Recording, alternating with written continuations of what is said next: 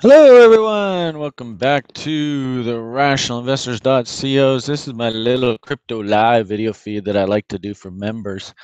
I was actually over on Reddit. I haven't been over here in a while. And I was commenting about some of the stuff that's going on in Greece today. And I thought, just out of curiosity, I would just check the last time I did one of these videos for you guys, and it turns out that I haven't done one in quite a while. I was on here just commenting about a tweet I did about Greece has gone and pulled a fast one on us here. And so I thought, oh, what the hell? Why don't I do one for you guys? And in fact, I think this is actually going on live right now. So we might actually have people pop in. We'll see what happens. But anyway, long and short of it here, in fact, here, why don't we'll open this up in a new window, and then we'll go back up here. And I was a bit surprised, frankly. It really kind of shocked me. The last time I've done a video for you guys was way back in April, so kind of got let you guys down. So today I thought I'd do a video for you guys. Basically, this is our chat room. This is our little site. Actually, my partner Julian's going to go and totally change the site here in a month or two. So it's probably not going to look too much like this in the near future. But anyway, long and short of it here, this is sort of our playpen. Clearly we're watching the news feeds. We're watching what's going on in Greece. Something that maybe might be a benefit for you guys if you're not ready to actually join our site and play in our playpen is you can always follow me on Twitter. And basically, I'm pretty active. This is just today. I've tweeted all this stuff out. As well as really good interviews that I think people should pay attention to. Jim Rogers, really smart guy. Comments about Greece, of course, and musings that I have about the broader market and some interesting going-ons in the world. And I would recommend you follow me. At CR Investor, pretty simple. At Canadian Rational Investor, right there I am, Rational Investor. Probably going to lose this C over time here because I noticed that a lot of people are calling me TRI. And you notice that, Julian, my business partner, right? It's all the Rational Investor now. So anyway, that's here or there. The point of the matter here is that we've got some pretty big goings on in the world. And with regard to Bitcoin, like I said, I hadn't done a video for you guys in a while, so I thought I'd just sort of update you guys on what I'm sort of seeing here. And I thought we'll take a look at the higher time frames and we'll zoom in depending on time. It's about 20 after the hour right now. Let's try and keep this 10, 15 minutes, but you know how I go. Anybody who's actually ever watched these videos before, you should get a good chuckle out of what I just said there. Anyway, all right, so once upon a time, and I like to look at Stamp just because it's got the least of all the shenanigans going on right now.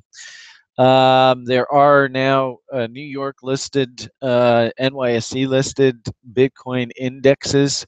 And so really, for all intents and purposes, I think the days of sort of China dominated Bitcoin and these shady European exchanges dominating Bitcoin to a certain degree, I think they're sort of behind us.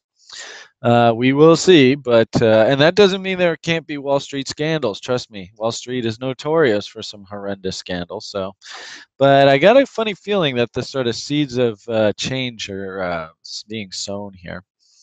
All right, so let's take a look at the big picture. The irony for anybody who's actually watching this, and don't worry too much about this. Yeah, this is a bit confusing. Let's get rid of that. All right. The irony for anybody who's just watching this for the first time is I was first introduced to Bitcoin, of course, right? Right about here. My cousin asked me, Brian, what the hell's going on in Bitcoin? Can you find out what's going on? And I was actually a proprietary crude oil trader at that point and really just sort of floundering there, not really enjoying it. I've been a full-service broker for better part of 20 years. Commodities broker, options broker, a whole bunch of stuff. And I was kind of looking for a change. And at the same time, what was really interesting is I had a lady ask me to write a course to teaching accountants how to just, really invest really simply.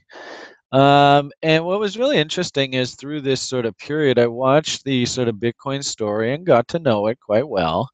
I watched the very normal sort of nuances of the way markets act. And what's interesting is if you go look at my old YouTube videos, I had done a lot of analysis off of this Silk Road low, this Silk Road reversal low. And what I sort of saw was that this green box, for us technicians, anybody who follows the market technically, these are what are known as Fibonacci levels. Kind of tough to see because I've got so much working on this chart. But if we were drawing a move from this low, and as you see on this study, I've used this massive key reversal low here, which kind of to me looks like a solid bottom right now. Like I said, in previous videos, I was using this Silk Road low, but I have sort of leaned more towards this key low here. And that's 45 bucks, right? So pretty significant low, I think. All the way up to the high, this fib does nothing more than just measure the percent of this move that the market's going to take back.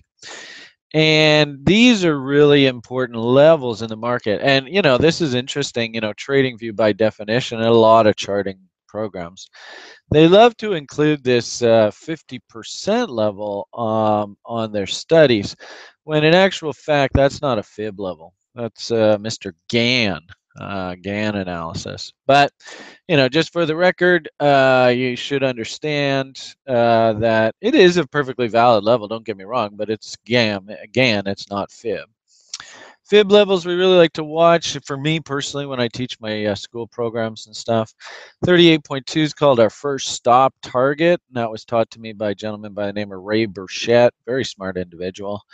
He runs a program called the what the hell is it called? Intuitive Development for Traders. So Google that. Really, really smart gentleman.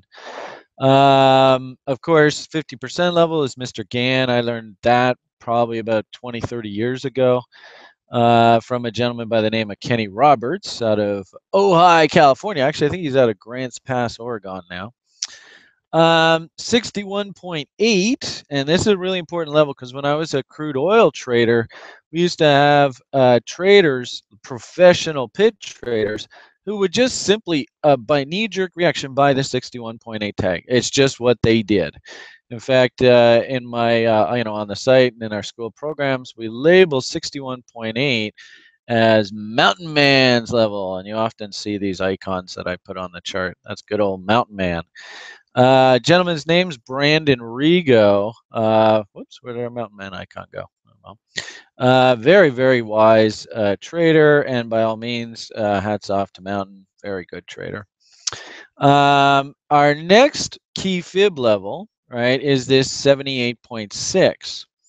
And what I've learned over the years is that it's sort of like the final, and this is sort of how I teach it in my course, the line in the sand, that if 78.6 is breached, then it really means that this entire original bull market is in question. Quite often what I see is markets will dip down and then consolidate it and then break back up into sort of reclaiming the line in the sand. So what ends up happening here is, hopefully you can see this 38.2, this is sort of like the upper part of the range. And Mr. Burchett says, you really shouldn't take a trade until you see this level resolved, right? Mountain Man, of course, he's just going to buy 61.8 tags blindly. And look at this one, perfect example, zip down right out of there, right? And then, of course, our line in the sand, where institutions are, ultimately going to put up the final fight. And like I said in my course, I call this the line in the sand. So what often happens, and hopefully you can see by these green boxes, is this represents sort of like if you were thinking about buying this original move, where would be the most likely place that it's going to try and turn? If this really was a bull, first we'd watch 38.2 and see if it consolidated off that. And if it did and moved to new highs, then the bull is still very much in charge. That's not the case here. So if you were going to be hunting for an area, where should you do so? And it's just sort of industry standard that this 61.8 to 78.6 fib level is a very attractive area for buyers to consider buying. There is a gentleman on the internet, Michael Huddleston. I think he runs a company called the Inner Circle Trader. I don't know whether it's a company or not, but great videos, very good educator. He likes to call this his optimal trade entry, or OTE. Do those words really actually mean anything in particular? I don't think so. This is an optimal trade. If a setup was going to come in here, this is optimally where it ought to come in. I think it just makes common sense. And this term is actually done very well on the internet, which is interesting within the Bitcoin community, because when I first came to the Bitcoin community, I spent a really good portion. I actually started this company up, the Rational Investor, right here. And I spent a good portion of this time just sort of doing free education within like this TradingView community and within the Reddit community. Like I said, I haven't done many videos for you guys lately. And the YouTube community and all that, right? In fact, this was a public. Let's see if there's anybody in here. Oh, no, there's nobody in here. That's good. All right, where was I? And I actually introduced Mr. Huddleston to a huge portion of this TradingView community here. Basically introduced these ideas. Over time, and it makes sense, if you use a concept enough, you should probably brand it yourself. I've sort of come to the feeling that I don't know whether OTE really properly describes what I'm actually trying to shoot for when I'm teaching my students. And so I've actually introduced this idea, and this is entirely my concept, that what I like to call this is the reload zone, or RLZ, where what we have to kind of remember when we're technicians is that the public usually is the buyers at the top of the market. And the people that are selling the top of the market, they're usually the quote unquote whales or institutions or whatever you want to call it. Conversely, like here's a great example.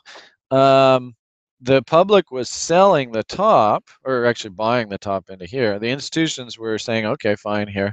And then on the pullback, and if we did this fib study off of this range here, you would see that this was basically this OTE or RLZ.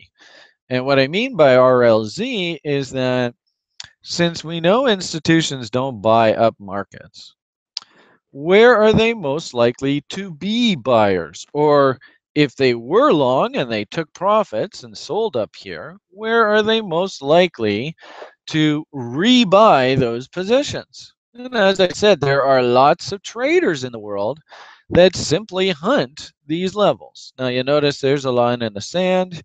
Here's the Mountain Man level, 61.8.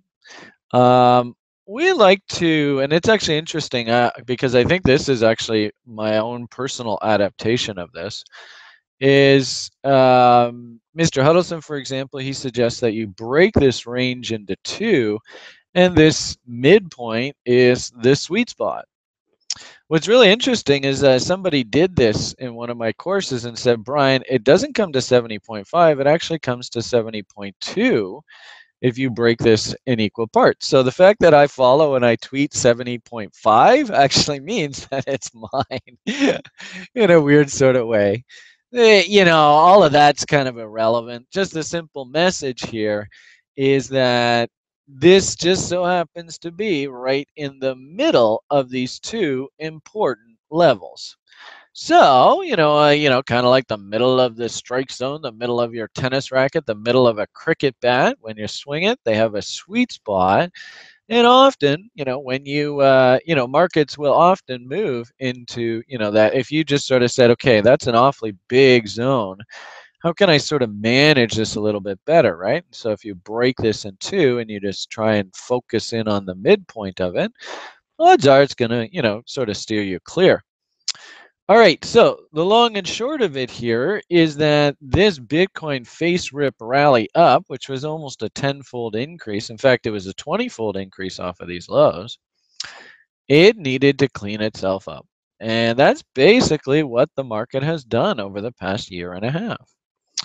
So much so that we are now not only at OTERLZ, but we are actually flirting below it, right? And what's really cool about the recent action, right, is you can see, and I sort of mentioned this before, you can really see how the market is just battling with our line in the sand. Isn't that so cool? This is such a cool concept. So you can see literally when it lost the line in the sand, this silly thing almost fell in half. This is $300 right here, and this is $160, $150, right? So the line in the sand was pretty darn important. You can see how it flirted below it. It said, "Oh, can I please recapture it? Can I please recapture it?" Nope. Kabush, right? Then we rallied back to the line in the sand, right? And then backed away from it. And then back up to it. And what's so cool, right, is day traders, we can start picking these apart. And these concepts that work off of the higher time frames, well, they work exactly the same off of these lower time frames. So the point that I'm trying to work my way to here is I'm a really big fan of this concept called market structure, right? Where W's are bullish and M's are bearish. And you can see, which is really kind of tragic for me. Well, not tragic. I think, the irony of it all is that I actually did call this market correctly. I just didn't trade it. But anyway, that's here nor there. Can you see the M up here? Up, down, up, fail, right? And this was basically right where I started watching Bitcoin. So, as of this point, it was like, uh-oh, story's over.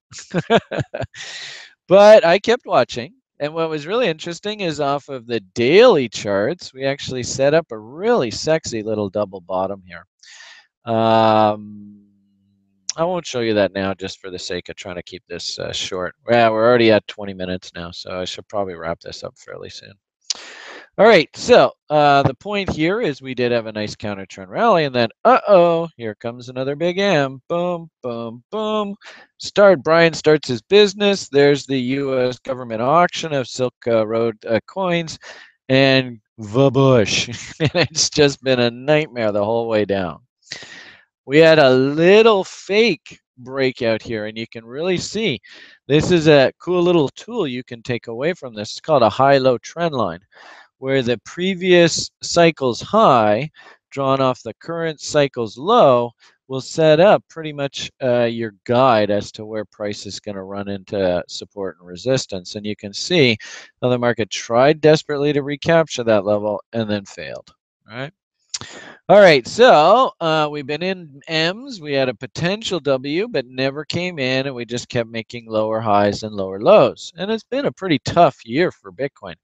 In fact, like I said, we started the business right here. I actually funded my altcoin account when I got a couple bucks right here. I think it was about 475 or so.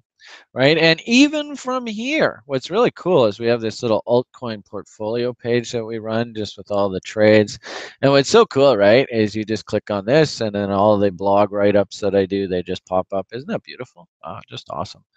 Anyway, you can see on our performance matrix here, Bitcoin, we started it when Bitcoin was 475 bucks, and I threw a grand total of 500 bucks into this account. Over the period, Bitcoin has lost half its value. Woo, way to go, Bitcoin. The cool part about it, our little altcoin trading has just killed the market. You know, on a raw basis, we're up 190% on the portfolio. And even with the horrible Bitcoin translation, we're still up 50% on our money. So our 500 bucks is worth 750 bucks now. That's not so bad for 1 year's activity in the face of a horrific bear market. Anyway, the point here is, right, where were we? This has been a nightmare, right? Just meltdown, meltdown, meltdown. Now, as a technician, understanding that M's and W's lead the way, you guys should be really encouraged as to what you're seeing here lately. So understanding trade location, you know, this is not the area, I think, for us to be super bearish. If anything, we got to be thinking that the whales are reloading, right, for another run. Then let's go look at our internals. Wow, check this out. We've got the market making lower lows, right? You see that? Low, low. So let's make that red, right? And yet our momentum indicators are actually making higher lows. Something's going on here. This is actually what we call a momentum divergence. So something significant is brewing here. This market is actually a lot stronger momentum-wise than what price would lead you to believe. But at the same time as all this was going on, you can clearly see money was still flowing out of Bitcoins, right? Lower low. Actually, maybe that just took it out, but then boom, lower low, right? Not higher lows, lower lows. Now, all of a sudden, and this is cool to see, you can see that are very simple. Let's see if I can move this up here. Sometimes I can, sometimes I can't. So frustrating. Our very simple OBV indicator is actually starting to turn here. You're not gonna show me, are you? Oh, you jerk. Maybe I can go scale left. Notice. Well, we'll go unmerge down. I think that worked. Back D. Oop, there's volume over there. No, that's not what I wanted to do. Bear with me here, people. Oh, we're at 20 minutes. Not good. I gotta be winding this up. Ay, caramba. Oh, well, you guys are just not gonna see it. Too bad. It's actually a really cool chart. Anyway, you can sort of see the little W coming in here on OBV. It's a miracle. And we can see that the sellers are kind of running out of steam. For those people who have taken my course, the introduction program, we talk about volume impetus, and we can clearly see that we're making lower highs and lower lows on the red bars. At the same time, we were making lower highs and lower lows on the green bars, but then something's happened here. This bar was 59,000 coins. This bar was 69,000 coins. So something's changed here. Now, it's still very early, but we are not making lower highs and lower lows on volume.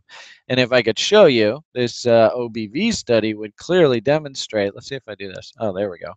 You can sort of see it now. Darn, I can't move that darn thing up. It drives you nuts. We've got actually a little bit of a seed shift here. You know, I don't know how long this is going to last, but as long as we keep making higher lows and higher lows, higher lows and higher lows and higher highs on our green bars, it means that the bulls are still in control for the time being. So that's encouraging. So we got momentum in a bull divergence. We've got volume actually starting to hint that money's starting to come back to Bitcoin. Now let's go take a look at price. And lo and behold, look what we have here. Hopefully you guys can see this is really important, right? You can see first and foremost, we cratered down, right? then we ratcheted back. And so for basically all of 2015 so far, I've been simply telling people, you know what, the best thing we've got right now is a trading range. And what's really cool is that this was a OTE RLZ. In fact, why don't we just draw that on there so you can see it, right? Right there to there. Is that what I want to be doing? There to there? No, that's not correct. Let's go. Well, okay. So this one here to here actually sets up the buy. So if we flip that around, all right. So off of this range, bang, bang, you can consider reloading on the long side down in here. And look how she came right down and kissed Mountain Man's level and said, So, and this is a great example. I remember when I used to trade with Mountain, sometimes he'd get us a fill and he'd be like, oh, okay, I just bought. And everybody else would be like, damn, right? Because this is how powerful Mountain Man levels are. Like, really, guys, you need to just lock this into your memory bank, right? Boom. So, the point here is if you were going to reload, this isn't a bad area. I do like the idea that the market now, understanding our concept of market structure, it went down, up, down, breakout, right? Down, up, down, breakout. And I was watching last week, and it's interesting where these weeks on Bitcoin, begin and end. So I was watching last week, and last week's candle shows a date of the 15th for here. So if that's the case, then that means that this will show an end date for 22nd, right? That means that this next candle starts in 2 days. So if we get 2-bar confirmation of this double bottom, holy moly, do I ever start getting excited. I actually bought this double bottom. And actually on my tweets, I think it was quite remarkable. I don't know how long ago I have to go back here. But I actually tweeted, I finally have a reason to buy Bitcoins again. It's a good damn miracle. I hope you guys, and so that's the point that, where are we here? That I say you should, at the very least, follow me on Twitter because, they'll be delayed. They're not going to be real-time trades. But it's a really good idea. Like in my opinion, I think we've had a significant shift go on here. Geez, how long ago was this? I told you, I sure tweet a heck of a lot. It's in here somewhere. BTC, where are you? I suppose I could have done a search. Here we go. See, I said BTC TRI is buyer of Bitcoin. Finally, right? And there's a double bottom, right? So, and actually that's this right here, boom, boom. Here's my risk, here's my target, and you just set it and forget it. And it's a nice simple setup, right? Because it's a W, and as we sort of talked about here off of the stamp chart, it's fairly obvious, and I'm just going to simply say, look, if we lose Mountain Man level, I'm going to cover the trade and get out. Just that simple, no big deal.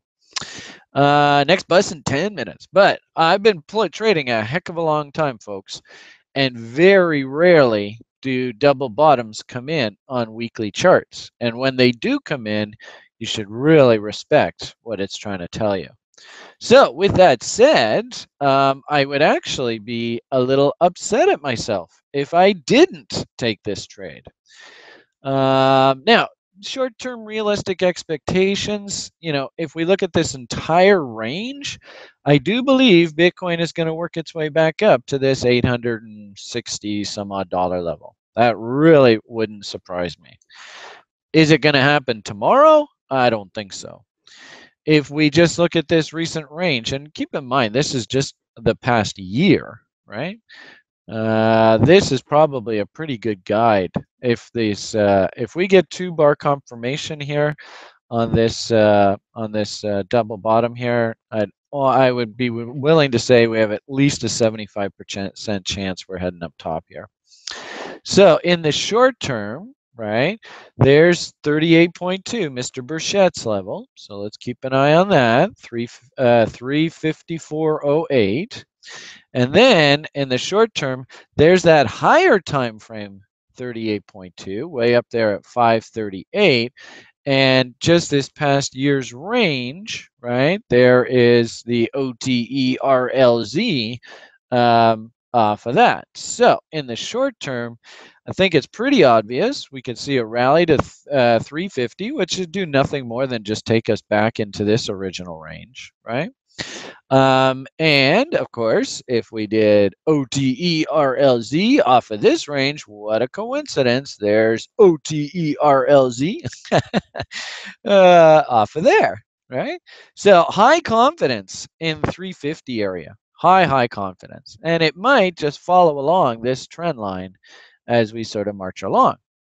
And if we zoom down off of the dailies, right, there is that double bottom. And what's really interesting is this market has actually already double bottomed off of that exact same level. And these lows did not penetrate these lows here. So if we can reclaim this area and basically confirm this breakout, then I think we're off to the races. Here is my very simple 2-to-1 risk reward target. And as you can see, it's sitting at 322.41. In essence, just anticipating all of these higher time frame resolutions, right? This, so I think Mountain Man level's right up against there. Mountain Man sitting at 335, so I should be able to get my fill. So that's, I really wanted to bring this to your guys' attention. Something significant is happening on Bitcoin here. You know, whether it be Grexit, and frankly, I'm actually quite shocked at what I'm seeing out of Grexit. Basically, the politicians spent that entire 6 months doing absolutely nothing. And they're saying now that they're going to hold they're just basically going to leave it to the Greek people and hold a referendum. And they propose to do it July 6th or July 5th, I think. So if that's the case, that is well after the default event. Greece is going to officially go into default. And all hell's going to break loose in Greece. And it sucks. There was no reason for this. And it's so frustrating because it's just simply the fact that these democratically elected politicians did nothing. They just completely wasted 6 months. And so as a result, the poor old, this was the tweet that I posted here. Greece surprises Europe with call for referendum. Well, give me a break. I mean, basically that's the politicians just punting, right? Saying, yeah, we decided we're not going to do anything. We're just going to punt. And like I said, the big date was supposed to be July 1st. I think it was June 30th or whatever. So here we are. Politicians completely let us down. And I thought it was interesting. And the reason why I sort of got off my butt and did this video for you guys is this is starting to get some traction on Reddit. It's interesting to watch all the conversations, right? And so, of course, good old Brian, I had to throw my 2 cents in too. And so I posted in here. But the long and short of it here is these guys are talking about now there's runs on banks, right? People are actually starting to line up at Greek banks. And this didn't have to happen. It's so pathetic. And so as a result, you guys, maybe you guys in the public have heard me say this before, but I often say you can't write better fiction than reality. You just can't. And, the fact that Bitcoin's putting in this technical bottom here, and of course, the market is much stronger, and we're starting to see volume come back. And gee whiz, we have a completely manufactured problem that never had to happen here. And it's just going to confirm what the technicals have been hinting at for a while. Fascinating, right? I mean, this crazy world. Never a dull moment. So I really wanted to chime in there. You guys in the community should know that I am long. It's been an absolute nightmare of a past year to run a business in Bitcoins. but I am encouraged to see what I see. And keep in mind, everybody, that just because Bitcoin's in a bear, it doesn't mean there isn't money to be made in altcoins. And, like this IOC, one of our site members, of course, he loaded up the boat, and this is a really cool forecast. Basically, nice double bottom here. This was very well telegraphed. And I even said, here's my target, here's my target, here's my target. And guess what, folks? I mean, basically, that's exactly what happened. And what have I been doing? Right? Selling, selling. And, I will be selling up here. There is money to be made in crypto. It's just, you don't necessarily have to be sitting in Bitcoin. The irony of it all, though, is as you can see from this chart, we're starting to do the things that IOC did back 6 months ago. And so, ironically enough, everybody's lost interest in Bitcoin. Guess who's going to start rallying? So I am a buyer. I am long. I tweet about it. Feel free to follow me if you want to get my 2 cents. I think we're at a fairly significant stage here for Bitcoins. And, I did want to clear up some interesting commentary I've been hearing on the internet about the concept of OTE and my use of that, and how I'm rebranding it the RLZ for my purposes, and the source of my information is completely separate from Mr. Huddleston. And really, on balance, I'd be more than happy to give Mr. Huddleton all the credit he's due, because he's an extremely smart individual, and I will constantly make reference to him. But I was a little disappointed and surprised to hear somebody actually say that, there's a bit of a conflict because Brian's teaching a school and making reference to OTE. Keep in mind, my school is actually 32 modules, 32 different subjects covered over a 9-month period. And one module, FIBS, makes reference to Mr. Huddleston and his OTE concept. So it certainly isn't a huge part of the program. It's just another tool that we technicians use on a day-to-day basis. So hopefully I cleared the air with all that, giving you guys some really good usable information. Let you know that I am a Bitcoin bull now. Thank heavens. It's been a nightmare, but I think we can start getting bullish again. And I am a super crypto bull. I mean, look how many coins I've got now. I just am I'm buying everything. I want to own crypto, right? I want to own this crypto story. And so, if you are interested, of course, site members, you get a constant update with everything that I'm doing in the market. And as well, we're doing a little Forex and stock trading as well, and lots of options. In the level 3 program, for example, right now we're on a month and a half journey learning about options trading, right? Nothing to do even with looking at price charts, just strictly options. So there's a world of information to learn in our school. Like, as you can see, if I load up the school, not quite sure why that's not loading. But anyway, that's because it's CryptoLive. If I mouse over the school icon, you can see we have 3 different levels to our school program.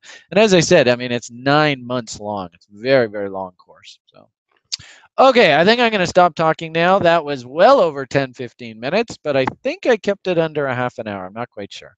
Anyway, have yourselves a great day. All the best. Good luck in your trading. And I'm ever so pleased. Whoops. To see that Bitcoin may finally be turning the corner. All right. Have a great day, all. Bye for now.